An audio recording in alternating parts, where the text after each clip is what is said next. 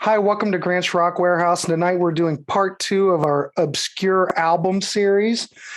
I didn't know it was going to be a series, but it's become a series. And as you can see, I have an expert panel once again. And after we're done, I'll let them all plug whatever they need to plug. But how is everybody tonight? Everybody looks really good. Ready for the weekend? Thanks. Absolutely. Awesome. All right. So Ryan's got a band practice. So we're going to let Ryan go first. Ryan, take it away. And I guess we could just go around. We'll just do our three or how many you have. And we'll just do them all at once and we'll just go around. So all Ryan, take it away. Thank you, Grant. Of course. So last episode, we did three main choices, and then we had a couple honorable picks. I don't have a lot of super obscure stuff in my collection, so the stuff today varies from pretty obscure to kind of obscure. First one is not an obscure artist at all, but it's an album that doesn't get talked about enough by the artist. I'm talking about Crash Landing by Jimi Hendrix. So this came out in 1975. It's a posthumous compilation of sorts, and it has some songs like Message to Love, With the Power, and Stone Free, which are pretty well regarded songs by Jimi, and then some other great tracks on here like Crash Landing, Peace in Mississippi, etc. I think that even though Jimi Hendrix is very well known and a lot of his posthumous stuff kind of slips into an area where everybody just kind of thinks of them as like one and the same. And I mean, there's nothing that's really groundbreaking about this album. The one thing that actually gets it to rank pretty low on a lot of Jimi Hendrix ranking lists is that there is overdubs on the album of different musicians throughout that never actually played with Hendrix. And people got pretty mad about that. But honestly, it's just a listening experience. You don't even really notice it. And I think it sounds fantastic. The production, the riffs are super jammy on here and groovy.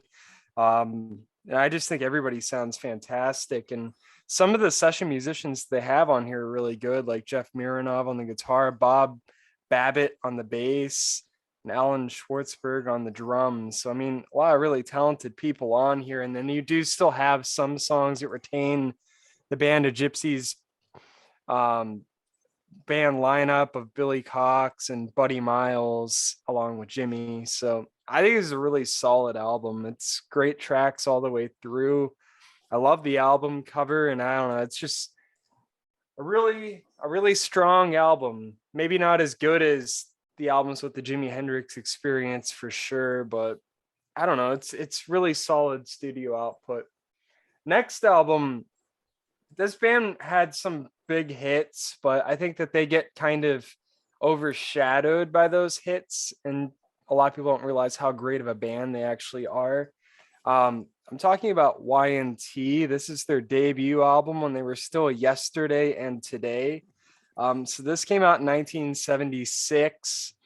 And I mean, there's not a whole lot of information about this album on like Wikipedia and stuff. And, you know, you have to kind of search around a little more for it. I've only seen it on vinyl the one time that I bought it. And I really love the album. I think it's extremely strong. There's a lot of great guitar playing on here, a lot of excellent drumming.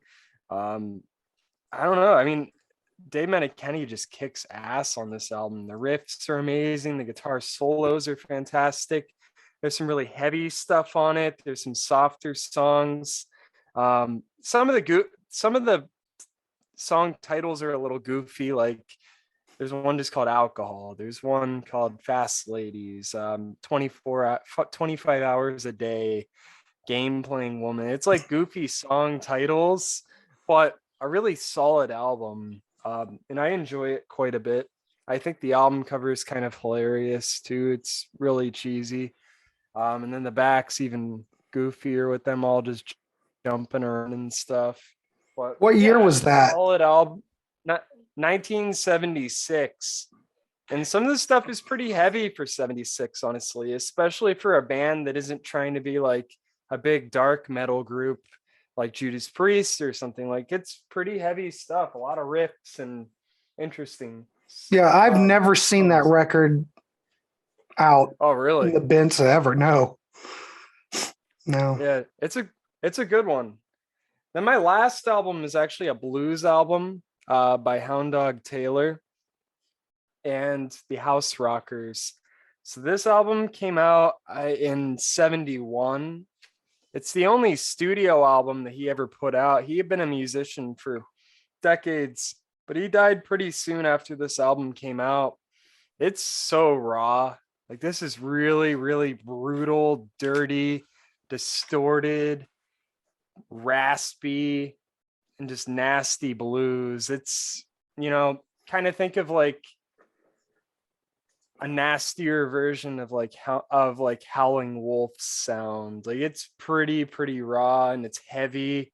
Great guitar sound throughout, excellent vocals. This guy was a really talented artist. This was on Alligator Records, which was a good label for blues albums. And yeah, like I said, he died a few years after this. He was super old at the time that he had made this album, because he had been around for a while. He just never got to put out releases. But yeah, I highly recommend this album. It's one of my favorite blues albums to go back to. At the record store that I work at, I first heard the album and I just started playing it like every day in there for a while. And someone ended up buying it when I was playing it one day. And I kicked myself for a while that I hadn't bought it myself. And so then maybe a couple years later, I ran into it at a record show and had to snag it because you just don't see it often. It's a pretty rare album. But yeah, those are my 3 picks for today. I mean, I don't think any of them are super obscure, but if you haven't heard them, then they're albums to check out. They're really solid stuff. Well, Midnight Lightning at this point in its life is getting pretty obscure because it's probably all, forgotten. Well, not Midnight Lightning. Well, that one. What's the other one? What was the one you brought? Crash Landing. I had Midnight Lightning. Midnight Lightning Night might even be more obscure. It is. I think Crash Landing's a better album, though. So that's the reason I chose that one. But they're both fantastic. I mean, It's kind of hard to go wrong with Jimi Hendrix, honestly. His worst album, as many people call those two, are still really, really solid stuff. Hey, Ryan, what's that Crash Landing going for nowadays on vinyl? I got my copy for like $10. Back in the day, that used to be around like all the time in the bins. I never see it. I never bothered to pick it up, but now you don't see it at all. Hey, you know who Alan Schwartzberg is? You know what famous band he's played with, right? I'm trying to think. Marco better know this one. It's music trivia tonight. Marco, come on. Are you talking about Alex Harvey? No. Say the question again. Who is Alan Schwartzberg played with on at least 2 albums? I don't know. I'm going to take a guess. Go ahead, John. Mountain. You know what? He has played with Mountain, I believe. But I was thinking of Peter Criss' solo album, and I think he played on The Elder. Oh, okay. Oh, nice. Okay. Two of my not super favorite albums. So still, the fact that Marco didn't pick up on a Kiss trivia question, I'm really concerned. I can't know everything. You can't win them all. Yeah. Sure. So excellent picks, Ryan. Marco, Thanks. you're up. Hey, I saw go ahead, yesterday Ryan. and today. I saw yesterday and today live in April 1977. Opened for Peter Gabriel. Cool. Man, they were good. I really liked them a lot. They put out 2 albums and then they changed their name to Y&T. Yeah, what was the song that they had a hit in the 80s where they were frolicking on the beach with bikini-clad women? Summertime Girls. Yeah, that's not very good. Sucks. No, it sucks. Everything else they did was very good. Well, not everything, but every album I think they did was very good except for had Down for the Count album, which had Summertime Girls on it. Yeah, I'm a big fan of that band. There's Great another live, still great live. Hendrix album that you could put in that trilogy of Midnight Lightning and Crash Landing, and that's called Nine to the Universe. That's really good. Mm-hmm. Yeah, that's later. More jazzy.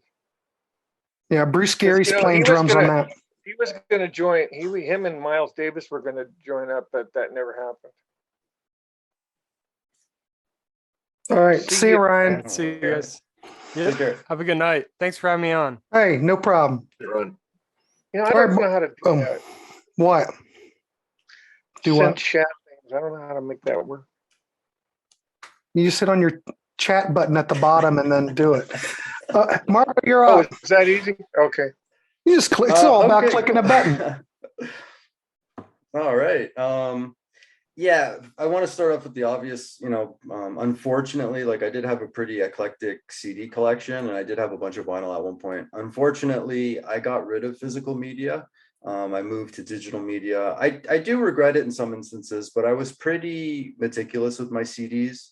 Once the iPod and MP3 age came around, basically I would buy a CD, take it out, put it in the CD, like the computer, get it on my iPod, put it back in the CD, and it would sit on the shelf. Part of me regrets getting rid of my CDs. I got, a decent amount because they were usually imports or they were rare, obscure, live stuff. I had some pretty cool stuff in my CD collection. And some, I think, like Ryan said, are these bands obscure? A couple of them that I picked actually had a big hit, but they were kind of like a one-hit wonder, I guess, a long time ago, that I think if you bought the specific album I'm going to talk about, you might find it interesting or find something in there that shows the band has a little bit more depth than like a one hit or a one single.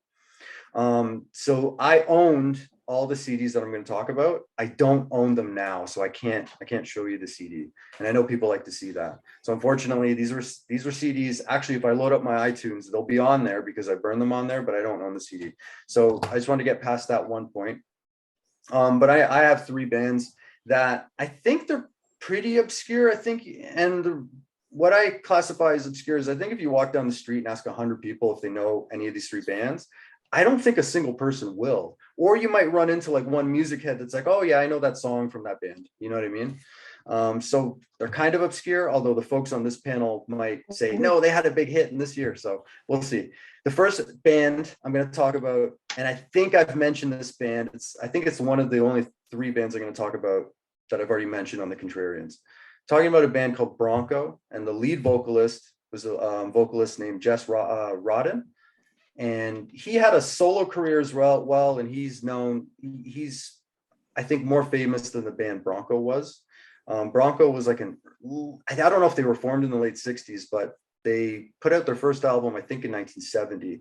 And they opened for Led Zeppelin at one point. I don't know if that was for a tour or just a show, but I don't think any footage that exists of this band. I don't think they had a hit single. I think if you look on YouTube, there's some footage, like 16 millimeter silent footage from a recording studio, which is like, if that didn't exist, there'd be no footage of this band. Like footage of this band is rare and hard to come by. Mm-hmm. But the album that I'm talking about, it came out in 1970 and it's called Country Home. I had a 2-disc collection of the first and second album, Ace of Sunlight. There was a third album that I don't think Jess Rodden was on, or Rodin, but he's a little bit of maybe of a contrarian vocalist. He's somebody that maybe fits into that classic singer, but like I think he's got an incredible voice. His voice might not be super mainstream, but I love his voice.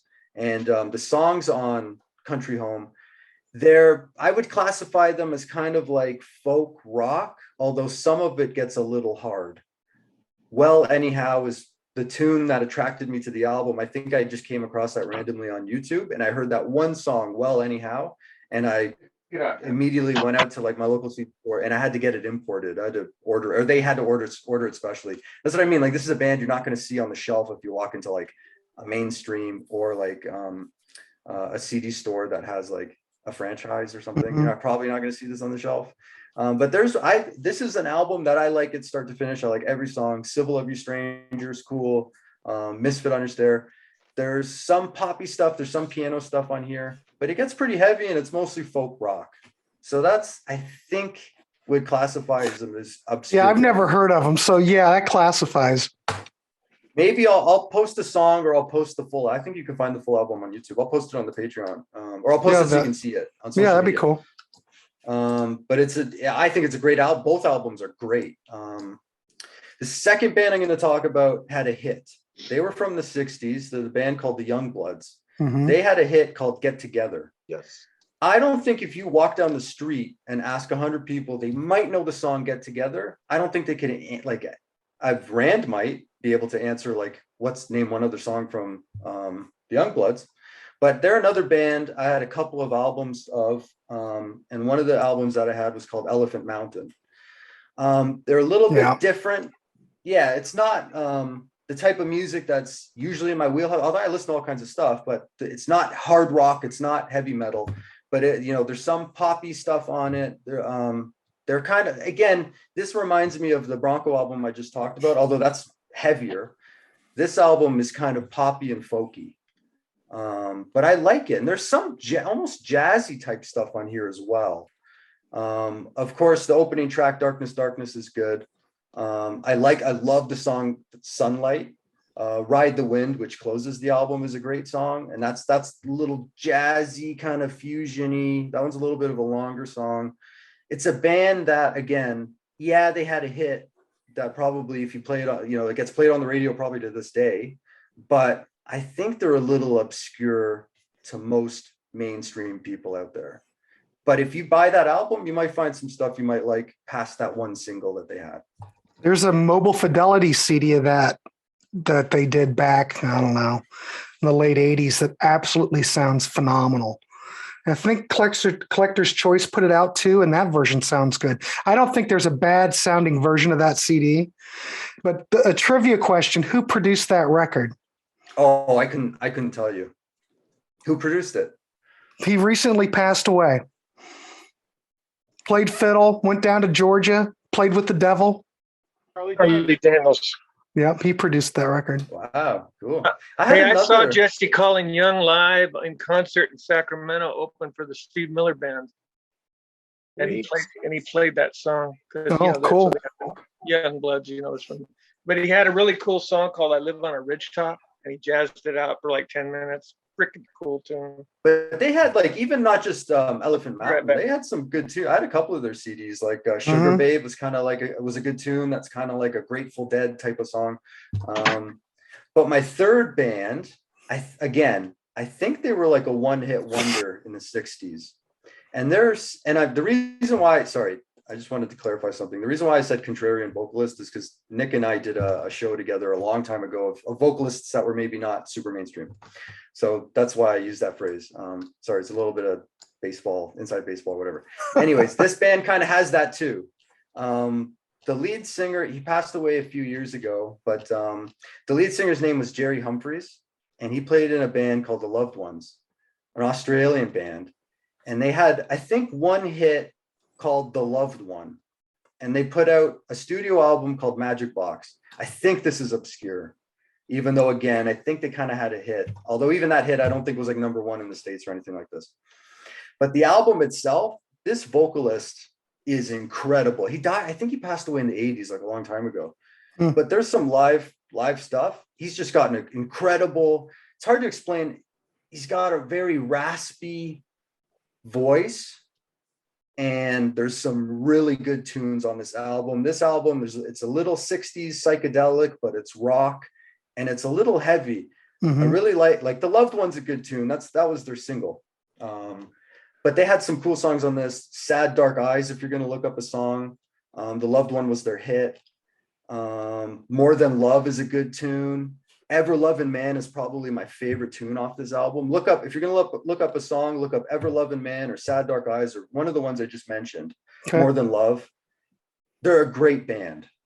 Look them up, mostly because of the vocalist. I think it's just incredible. But those are my three, I think, obscure. I think they're obscure, right? Wonder if that, I'd say What's so. the name of the band? I missed out. The Loved Ones. Oh, never heard of them. I wonder if any of that stuff's been reissued or anything. But you said you had CD or something back in the day, right? I had CDs of all three of them. Yeah. Well, then they're out there somewhere. I've never heard of them. Peter Kerr may have heard of them, probably. Yeah.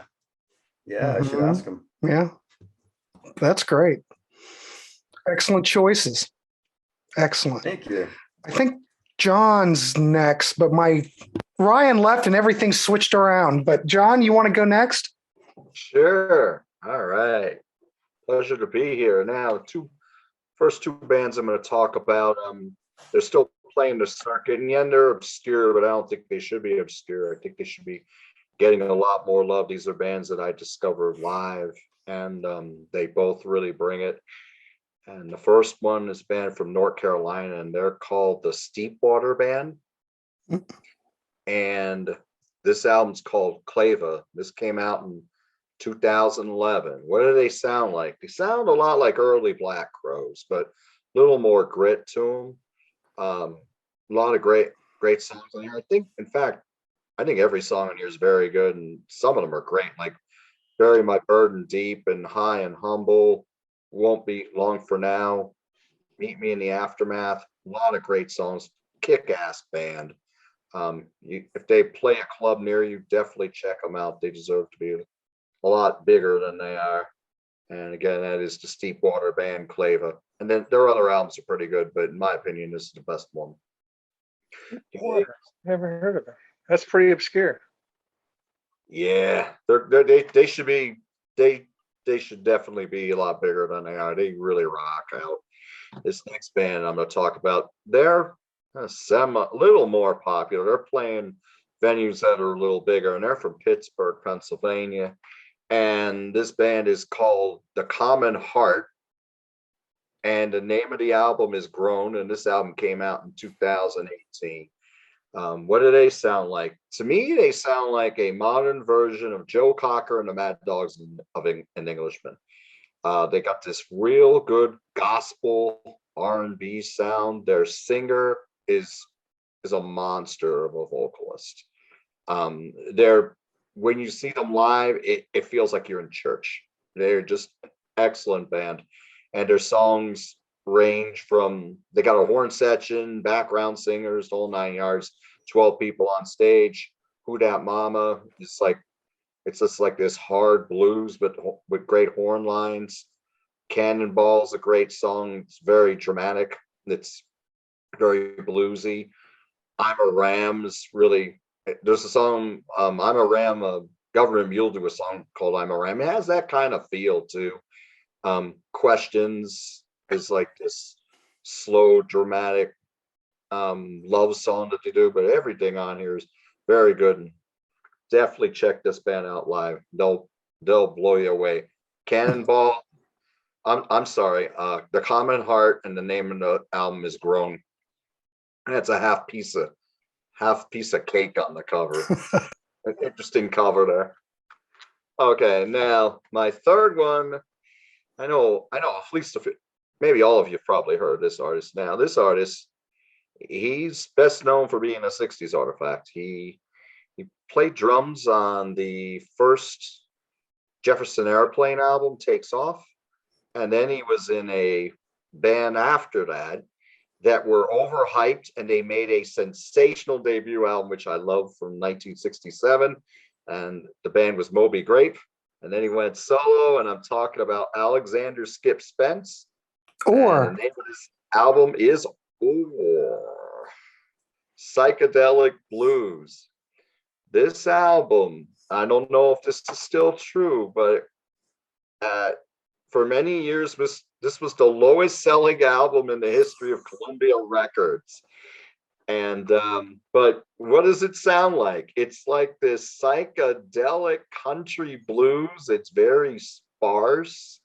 It's just acoustic guitar, a little bass, some drums. A lot of songs are just Skip and his guitar, and he sings with this really deep voice like this. And all the songs are really cool, and it really can go psychedelic at times. The last song, Gray Afro, I mean, that's just this 12-minute piece of crazy psychedelia, but they don't have keyboards on it, but it has that same vibe.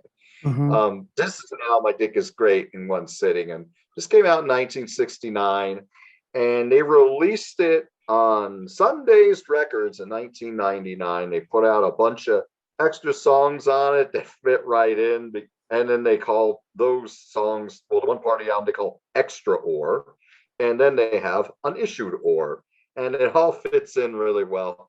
But yeah, if you could find this, good luck. I had a burned version a friend made for me 20 years ago when I went to a local record store, not too local, it's in Quakertown, Pennsylvania, called Record Revival. It's in the Quakertown flea market. And I saw this and my eyes got like this. And I take it up to the cashier and he looks at me, he looks at the album, he goes, very criminally neglected album. I go, I never thought I'd see this. And he goes, yep, just walked in 30 minutes ago. Like, yep, mine. Yeah, I used to have this. Sony put that out in the 90s on, I don't know, but didn't have that all those many bonus tracks on it. It was okay too. But yeah, that's definitely an obscure record. And was that recorded after he got out of the insane asylum? I can't remember. Or did he record it when he was in it? I can't remember the story behind it. I think he was in an insane. Was he in an insane asylum? Yeah, like more than once? Oh, probably. I know he eventually ended up homeless, and you could see him like hanging out just on the streets. And I think he might have died that way. I mean, he just kind of lost it. You know, he's like the Sid Barrett kind of thing. Right, he is. Fascinating. Yeah. I think he died the same year they put this out on CD in 99. I think he died that same year. Yeah. Yeah. I heard he was living in a box on the sidewalk. I mean, you could walk down, you could see him. But I guess he was just absolutely out of his mind. I mean, he was, way out there. I think when he kicked him out of Moby Grape, it was for chasing one of his bandmates with a fire axe. And I think that was when they had him locked up the first time. Yeah. He was losing it then, I think. Well, obviously. Well, yeah. Yeah. Yeah, that's beyond eccentric. Sid Barrett never chased anybody down with an axe. No. No, but Roger Waters was careful with one. He was. Well played, Glenn. Well played. Excellent. Hey, what can I say? Nick, what do you got for us? All right, my turn. I'm going to do 3 artists that are probably known to everyone, like I did last time. And I'm going to start off with this. It's Ian Hunter and Mick Ronson. Released in 1989. It's called Y.U.I. Orta, which is a reference to an old Three Stooges line, Y.U.I. Orta. Produced by Bernard Williams from Chic, who produced Power Station and Robert Palmer. This is a well-regarded album. You won't find it on any streaming services. You will find it though on YouTube, thankfully. It was released. Mercury was supposed to push it. They did nothing for it. It sank like a stone. I had a good single called American Music. I really, really like this album. I discovered it in college. This is a radio station copy. It was re-released in 2003 with 3 bonus tracks that somehow I know at least 2 of them because they appeared on a BBC release of these guys. There we go. Oh, cool. That's a tough one to find. So here's the thing. You get Hunter at his best. You get Ronson at his best. You get songs that are really well crafted. There's a song in here that I say is probably the best Rolling Stones song of the last 30 some years called Women's Intuition. Online reviews for people that actually have this thing and have found it, love it. They think it's one of, well, whether you say it's a Ronson album or a Hunter album, it's both of them, but it's one of their best. With Bernie Williams, you do get some heavy drums on here. There's a little bit of 80s styling. with some of the synthesizer and keyboard, but overall it's a very solid album. The original album had 10 tracks. The re-release had 13 on CD. So you get those bonus tracks, which are very good. I really like this album. You know, I'm a big fan of Ian Hunter and Mott the Hoople. I think he's one of the best lyric writers. He's always wistful, even melancholic. And you have that here. But at the same time, this album overall is a little bit upbeat. And I like that. And good straight ahead rock and roll. Cannot argue against good old fashioned rock and roll. So if you can find it, I would get YUI Orta. If you can check it out online on YouTube, thankfully for YouTube, it's there. And it doesn't have many views, but it's a good one. And you'd look to, go ahead. I've never seen that record in my life. What year did that come out? 89. 89. 89. It Right. seems so late. The single was called American Music, and it's interesting because there's a lot of name checks in there, which could be a little hokey. And then there's also like he's singing lyrics of songs from a whole lot of shaking going on to sitting by the dock of the bay. So it's one of those journeys down memory lane, but it fits, and it fits the way Ian Hunter does it and the way Ronson does it. There's actually an instrumental on here that features Ronson called Sweet Dreamer. Ronson at his best with a little bit of he's playing his telly all over this album, so I assume it's a telly, but it's just a great time. What type of production has, since it's an 89? I mean, is it that? Well, Bernie Williams, think about, there's a little bit of heavy drums on some of the tracks. So I hear the heaviness of Power Station or Robert Palmer. Mm-hmm. And there's some of those, like I said, synth flourishes on some of the lesser tracks. But overall, I find that it holds up very well. It's not dated. Like I said, if you go online and check out, besides American Music, check out Women's Intuition. And again, I think it's the best Stones track of the last 30 some years. I'll be darned. Yeah. You did say they put it out on CD too, so I'll have to see if I can. Yeah, and funny enough, I only have I have it on vinyl and I have it on cassette. I don't have it on CD. I only have the BBC release. The thing I found today was in prepping for this, there's a number of bootleg concerts, and they're really good, high quality shows out there. So some from the UK and some from the US. And so what you get in the concert, which is not unlike the BBC release, you get a bunch of Ian Hunter songs, Mott the Hoople, and then some of the songs off the album. So it's a really good time period for them, and it's good. I like it a lot. Second album, you will never find this anywhere. And if you go on Discogs, I get a laugh because I bought this used from my local independent store for probably about $5 or $6. And this is the foreshadowing with the shirt. This is Stumble Down Romancer by Jimmy Dewar, who is the lead singer for the Robin Trower Band. Oh, I love his voice. Love his voice. And if you go on Discogs, which is kind of funny, and see the value of this, it's almost absurd. And I don't know how relevant it is, but I can basically buy a car with this CD or a motorcycle. And so I was at my independent record store before I knew the value of this. And of course, I beat the crap out of this copy. So I had to buy another copy. So I've got 2 of them. And I probably, out of the 10 that were sold in the US, I've got 2 of them. This album what label is that on? Just Chrysalis. Okay. Here's the thing. It was released in 98. It was recorded, I think, although the liner notes are really shitty, and the history of this album is somewhat shrouded in mystery. I think it was recorded around 79-ish. It sat on the shelf for almost 20 years, unreleased. And what's it say? Yeah, there you go. How much? I can't read it. What's it say? $500. $500. Oh, holy crap. The only thing is I beat the shit out of it because I put it on in my car and really beat the hell out of it. Anyway, so it sat on the shelf for like 20 years, unreleased, and they finally released it in 98 while Jimi was still alive. And it's really good. It doesn't have the Trower guitar, but that's the point. It focuses on his voice. It is produced and co-written a lot of the tracks by Matthew Fisher, who was the organ player for Procol Harum. Mr. the famous Hammond organ player. Mhm. Didn't he produce Twice Removed from Yesterday? Yes, he did, and he also produced Bridge of Sighs. He also produced Right. Earth Below. So he was a Yeah. Trower collaborator. But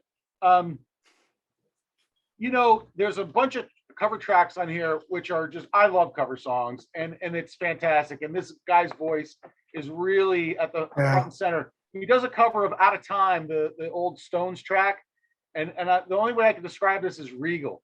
So this is on YouTube, which is great because you won't find this on streaming, but it will be on YouTube. And as a matter of fact, they have the whole album on it, and it's such worth a listen. The title track, "A Stumble Down Romancer," is Jimi at his best, a slow ballady type thing. He does a cover of "Heartbeat," which is a Buddy Holly song, which is one of my favorite Buddy Holly songs, and he really owns it. So if you can just hang in there and listen to this album, you're going to say, "Holy crap! I wish it wasn't so much," but it's on YouTube. He does another cover of a Drifters song too, but it's really good. He has a Christmas song on there called "Hosanna." His voice is fantastic. He's a contrarian vocalist. I would love to hear this guy sing lullabies all day long. He met a tragic end. He had a lot of health problems, died way too young in 2002. But when people talk about Robin Trower, they also have to talk about Jimi Dore because his voice lent a lot to those tracks. And again, this is a different thing, different setting. Production is a bit 79, 80-ish, but so worth it. So obviously it's going to be hard to find this in CD form, but if you can listen to it on YouTube, it's well worth the listen and maybe even a download. And someday maybe they'll re-release it, but that'll be my number 2 thing. Number 3, I picked this. This is an oddball one. It's a tribute album, and it's a tribute to Peter Green. It was released in 1995, and I listened to it a ton, and I love it. And I love it just for the sheer volume of people on it. It's a double CD. I also picked it because Marco's here, and I'll get to that in a second. But it's called Rattlesnake Guitar. It's the music of Peter Green. It was put together by Peter Brown, the lyricist and collaborator with Jack Bruce. And it features just a ton of artists. I'll rattle them off for you so you get a sense of who's on here. Dave Peverett and Rod Price from Foghat. Kim Simmons from Savoy Brown. Snowy White, famous guitar player. This is from Marco.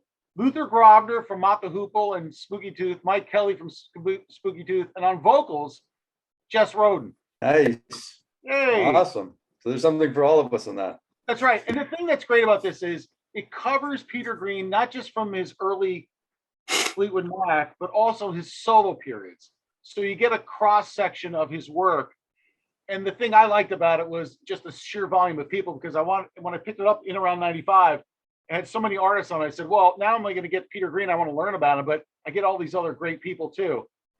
So this was the first time I ever remember hearing, it was right after he died, because the album mentions him and his passing, but Rory Gallagher. And Rory's probably been my favorite artist since 1995, but Rory's on here doing 2 stellar tracks. So you get to hear him interpreting his work. Arthur Brown doing Green Manalishi, and the crazy world of Arthur Brown. I bet that's great. Oh, it's ridiculous. Peter Brown is Arthur Brown's brother, which I never knew. I didn't know that either. I didn't know that. I usually do that stuff, but I never even thought of it. One track that I really like on here, it's really simple and it's only keyboard, is Ken Hensley from Uriah Heep doing Hellhound on My Trail. And it is just fantastic. Just really good. He does a great job. Mick Abrams, Blodwyn Pig, Marco. Right? And there's Jim McCarty from the Yardbirds. And this is for the prog people out there, especially the Contrarians. Ian Anderson does an absolutely cracking version of Man of the World. And I think he really owns a song, and it is really almost definitive. So I've never been a huge, I never had anything against him, but just didn't know much about Jethro Tull. But he really, really, it's almost worth the purchase of the CD just for his version of Man of the World. Side 2, Billy Sheehan doing Oh Well with Greg Bissonette. You've got another, who's this on here? Stu Ham is on here. Zoot Money and Bobby Tench. Zoot Money's been on a famous British keyboard player. Bobby Tench has played with Jeff Beck and a couple of versions of Humble Pie, another Rory song, another Jess Roden song, and I go on and on and on. And then some sort of lesser known people. This was, I think it's out of print. You're going to find this on Southside Johnny's on here too, which is great. It's on YouTube. You get just great, when the material is good, because it's Peter Green, you're in for a treat. And, you get all these artists together, some of them sidemen. So you get to learn about these guys and they do such a great job. So if you can find it out there in CD, it doesn't look like it's a tremendous amount of money, but it's such a great job and you learn about Peter Green too. So I listened to this album a ton when I first got it in '95. I got it when it first came out, and I just love it. There's been other Peter Green tribute albums like Gary Moore, etc., and they're all fine, but this is great. That's awesome. Speaking of Arthur Brown. There you go. No, I guess I'll go. Excellent choices, Nick. Excellent. Well, this is the perfect segue because you mentioned Greg Bissonette, right? Yeah.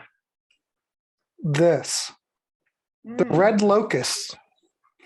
What this is, this came out in 2020, believe it or not, and I think it went under the radar.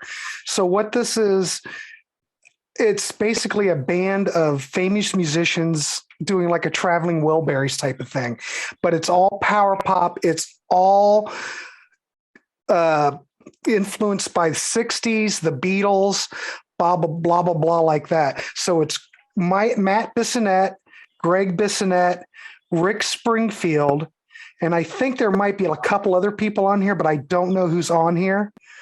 It is, the CD came out like in 2021, but the LP came out in 2020, so it's really a 2020 release. It was definitely my album of the year for 2021. It's absolutely highly recommended if you like power pop or that 60s influence type of music, which I love. I was just totally blown away by it. So if you see it, well, you'll never see it. You probably can get it online or Amazon or something like that, but I cannot not recommend this enough. Top notch. Other one I'm going to show is this is a comp, but in that power pop vein. This band was playing LA like in the late 70s, early 80s. They had a song called out during that time called Yellow Pills that is considered like one of the main power pop songs of that era. Now, unlike the Knack, who had incredible success, this band, they put out 2 albums and then they broke up. But again, if you like power pop, check out the band's called 2020. And the first album is this one. This is the second album. The second album's not quite as good as the first one, and I think this was on some kind of Epic Real Gone Records or something. I don't even know if this is in print now. But I mean, if you like power pop, you like the Knack, you like anything in that genre, you'll love this because this has been on various lists as far as some of the top power pop albums in that era. So, but now it's virtually unknown. No one ever talks about this band. No one really talked about them that much back in 1979, other than, maybe the critics. But I thought I'd put that out there. I think it's well worth looking into, well worth getting. My other choice is another, that's just power pop day with me today, is another power pop band. Now, these guys started out in LA. They did 4 albums between 1995 and 2002. The main thing about this band is that this band ended up being Brian Wilson's backing band. So when he did the Pet Sounds tour, the Smile tour, all these guys were in his band. And the band is the Wondermints. I don't know if anybody's heard of these guys, but like I said, they've had like 4 albums out. And these guys are just absolutely top-notch musicians, excellent songwriting. You can see why Brian Wilson would pick these guys to be his backing band because they're just absolutely, it's just great stuff. I mean, I think I bought this for like $2 or $1. You hardly ever see it. I think most of the material came out on Japanese imports, and then they were released here domestically to some degree. But yeah, the Wonderments. So that's my third choice. Power Pop Day for me. Yeah, if anybody can come out on stage and play Pet Sounds and smile from start to finish, and I've seen it myself, those people are amazing. I mean, it's just not the Wonderments backing him. You know, Brian Wilson has, all these singers and all these musicians, but I mean, if you're into Brian Wilson or the Beach Boys, I don't know how often Brian's ever going to tour again. But I saw him on the Pet Sounds tour, must have been the first time Pet Sounds went out. And I saw him up in Cleveland. And it was they just played the entire Pet Sounds album. It was absolutely, Brian Wilson's voice is shot, but the musical, the accompaniment, it sounded just like the record. It was beautiful stuff. When I saw him in Oakland on the Jeff Beck tour, they came out and did an encore. We're doing 2 songs. I forgot what they were, but 17 people were on that stage. Yeah. It was just amazing sound. Yeah. So there you go. There's my choices. Rand, Nice. What do you got? You're up. Okay, well, I'm going to kind of do a theme, okay? And it starts with this. Because yesterday we lost their drummer, Alan White. Was it yesterday? Yeah. Okay, so I'm going to do a theme with this. And these are, what I've chosen are the obscure albums that Alan White has played drums on. And it starts with, I'm going to go in chronological order, okay? And it starts with this album, Each in the UK. It's Eddie Harris. He's a jazz musician. And there he is right there. And on this album, the first 2 tracks on side 1 and the first 2 tracks on side 2 are all Alan White on drums. And the songs that really stand out for Yes fans on here are I Waited for You on side 2 and Conversations of Everything and Nothing, which is a 15-minute jam with Chris Squire on the most amazing Rickenbacker bass you'll ever hear in your life. It's on this song. Wow. He's allowed to do whatever he wants to do. There's no, this is like Miles Davis type stuff. They're just making it up as they go along. And Tony Kaye is playing the Mini Moog synthesizer. And this is historic because this is the first time that Alan White and Tony Kaye have ever played together, I think. Because they never played together, and yes, they were in 2 different eras, right?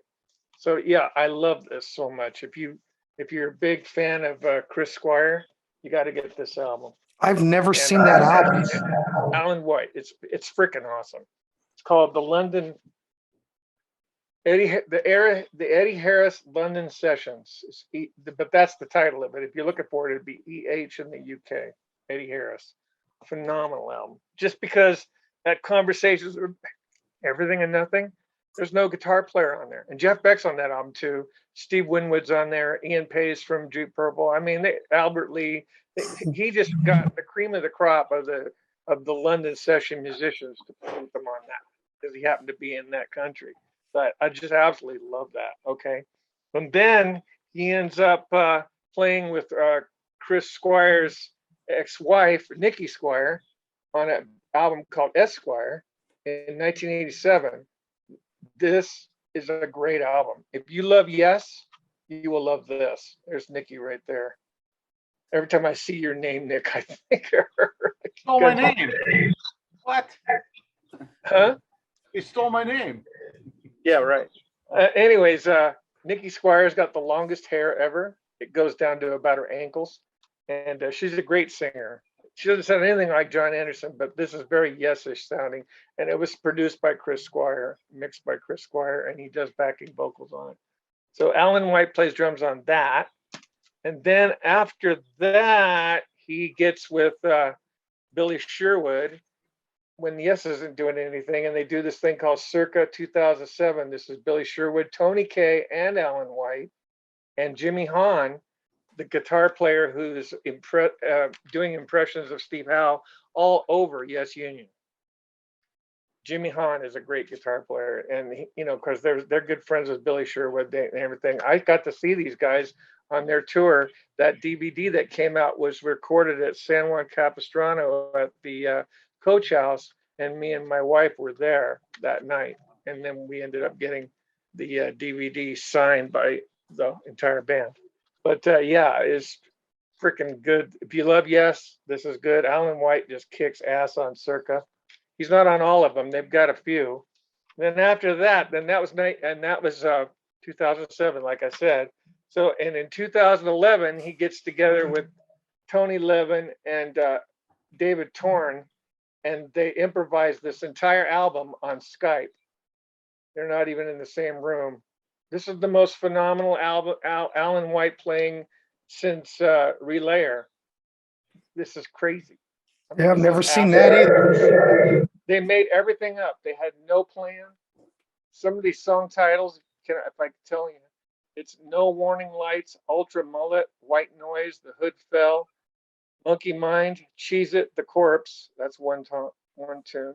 Convergence, Pillow Full of Dark, The Eggman Cometh, Sleeping Horse, Prom Night of the Centipedes. It's a great title, by the way. Crunch Time, Brain Tattoo, and Lights Out. This has no vocals on it. It's completely jazz fusion. Absolutely insane. If you love the Ma Vishnu Orchestra or Return to Forever, you would absolutely go crazy. And King Crimson, you would go crazy over this. And then the last recording he did was on this. This is the Quest box set. And I probably don't need to open it up and show everything, but I love it. I love the new Yes. I'm a big Yes fan. I just think of them as like football team. If you pick a football team or a baseball team, whatever. I've been a 49ers fan since '63. They've had their downsides and their upsides and stuff. That's how I feel about Yes. You know, I love everything they do. I love Heaven and Earth. And that was the last album with Chris Squire. I don't think it's a joke. I think it was just a band that wanted to try something different, have some fun. They put out a pop album. So what? It's freaking great. I love Heaven and Earth, and I love The Quest. I think The Quest is a great album. And I'm going to miss Alan White. I've been with him since he showed up on Yes Songs, and I saw the movie in Sacramento 2 nights in a row with my friends. We went and saw him at the Century 21 Theater in Sacramento. They played Yes Songs 2 nights in a row. I think it was Wednesday and Thursday. And of course, you know, how could you not go if you're a fan? And it was phenomenal. I mean, just to get to see him play, I was just like, we were just like in heaven. We were just grinning ear to ear both nights, you know. And I just think Alan White's, he's just, I never owned his album. I should probably get it one of these days. It's called Ramshackled. But yeah, I got, of course, you know, I'm part of the Contrarians, and we have some stuff in the works. I think there's an episode of that Martin did with Ralph Chapman. They did the Peter Gabriel episode. I think the next one that they did together, which is being edited, is Pink Floyd. So that's going to be interesting. And then, of course, we always have panel discussions going up. It's like every few days we have a panel discussion going up on YouTube. And then also, I also have worked on a documentary film about a band. And I worked on a documentary film about a band, and we're actually about to put the film in a theater, and I think it'll be debuting in September. Oh, great. So I'll have congratulations. some more information about that. Yeah, we're going to put up like a new trailer and stuff like this. So I'll have more information about that very soon. So it's ready. The document, it's finished. The documentary's been finished for like okay. months. Sometime in 2021, it was pretty much like stamped, I think. Okay. I mean, I'm still doing tiny little tweaks here and there, but it's Right. finished. It's finished. Awesome. It's been finished for a while. We've just been waiting for lockdowns to be lifted and stuff like this. Right. And we're pretty in the clear where I am now. So So it'll be in a theater in the Toronto area somewhere? no, in Hamilton, Ontario, which is more south than Toronto. Right, It's closer to the Niagara Falls border. Right. Hamilton. right. Yeah. That's awesome. Yeah, I'm looking forward to it. That's- I'll have more information on that soon. you Well, guys should be very- congratulations. That's wonderful. Yeah, you should be very proud. That's awesome.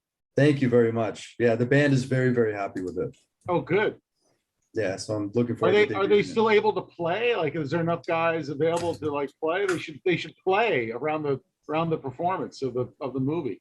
Yeah, the guys are around, but they're kind of, it's a little complicated. There's some complicating factors. So I don't think there'll be a performance from the band, but a bunch of the guys will be at the premiere and they'll come up and I'll have them come up and take a bow. Sure, that's great.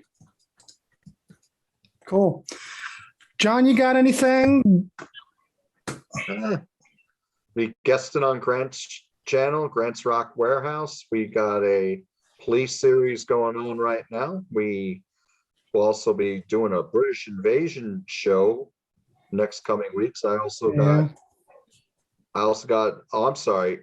Well, I'm with Grant, but the show is on Ryan's Final Destination, my bad. The British invasion show is with Grant's channel, Grant's Rock Warehouse. Now, and I also will have some more appearances here, more appearances on Contrarians. And I'm doing a show on Peter Care's channel, Rock Daydream Nation. We're going to be doing a show about the big thrash metals from '86, Slayer's Rain and Blood, Megadeth's Peace Sells But Who's Buying, and Metallica's Master and Puppets. So stay tuned. Hope you like what you hear. Thanks. Very nice. Nick, you got anything for me? No, I appear on the Contrarians. That's enough. Well, there you go. That's all you need to say. I'm going to participate in your April wine thing next week, which I'm really looking forward to. Yeah, that's harder, faster.